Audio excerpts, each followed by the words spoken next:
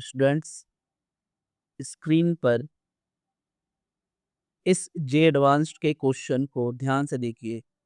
लोग कहते हैं कि इनऑर्गेनिक याद करनी पड़ती है, पर यहाँ असलियत में एक केमिकल रॉबरी हो रही है।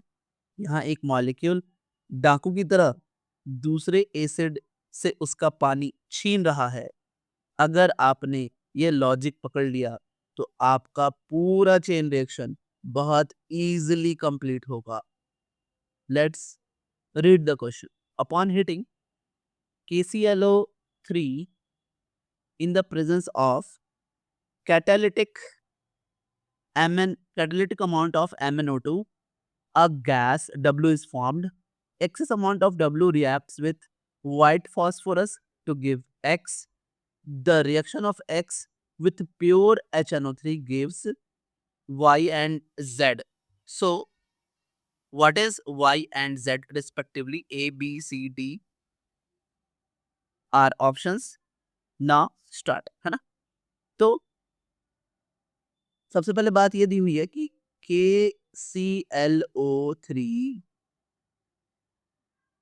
का डिकम्पोजिशन हुआ है in the presence of MnO2। ये एक कैटलिस्ट है और ये यहाँ से बनाएगा KCl प्लस O2 गैस। इसे हम बैलेंस कर लेते हैं, है ना। ना ये बैलेंस हो चुका है और आप इसे देखेंगे क्या कि जो W गैस की बात हो रही थी वो W गैस ये है। आपने देखा ये W गैस है ना, ये वो W गैस है। नाउ अब इस W की रिएक्शन हो रही है किससे? व्हाइट फास्फोरस P4 से। ध्यान रखिए students, P4 is the white phosphorus, है ना, ठीक है, फास्फोरस। अब यानी कि ये O2 की रिएक्शन हो रही है किससे? P4 से, और ये रिएक्शन होगी तो हमें मिलेगा P4O10, है ना।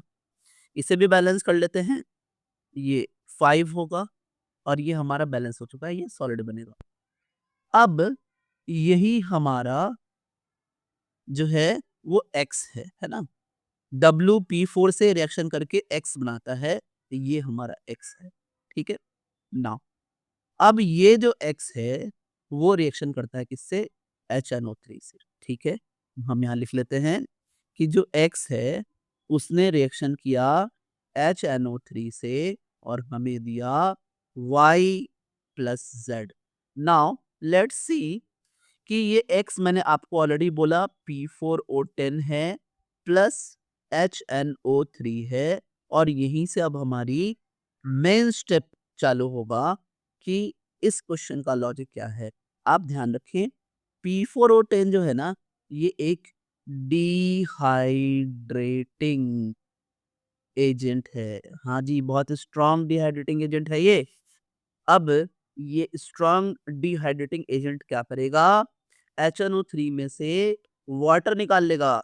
और जब ये सारी चीजें हो रही होंगी तो एक आपको कंसेप्ट टिप बोल देता हूं कि कंसेप्ट का टिप ये है कि जब कहीं भी हमारा हाइड्रोलिसिस होता है या डिहाइड्रेशन होता है, सो oxidation number will not change, it remains constant, will not change. हाँ जी, ऑक्सीडेशन नंबर चेंज नहीं होता। कब कब? During dehydration and during hydration both, है ना। ये एक्स्ट्रा मैं आपको भी बताता हूँ हाइड्रेशन के बारे में भी। डिहाइड्रेशन एंड हाइड्रोलिसिस, है ना, हाइड्रोलिसिस दोनों केसेस में इनऑर्गेनिक में, है ना। तो अब यहाँ क्या होगा कि HNO3 अपने ऑक्साइड फॉर्म में आ जाएगा, जो जिसका ऑक्सीडेशन नंबर यहाँ चेक करो +5 है, तो ये N2O5 बनाएगा। यस स्टूडेंट्स, N2O5 बनाएगा। एंड साथ में जो हमारा P4O10 है उसने वाटर निकाला है, और यहाँ पर इसका ऑक्सीडेशन नंबर भी चेक करें प्लीज। इसका ऑक्सीडेशन नंबर भी +5 है, तो नाउ हमें यहाँ पर +5 वाले ही चुन लेने हैं, और +5 वाला हम चुनेंगे HPO3 क्योंकि वाटर बहुत एक्सेस में नहीं है ना, वाटर क्या है, वाटर कम है और उस वो HNO3 में से निकालना है, मतलब एक्चुअली वाटर तो है ही नहीं, तो इसलिए HPO3 बनेगा और यहाँ भी ऑक्सीडेशन नंबर आप चेक करो तो +5 ही है।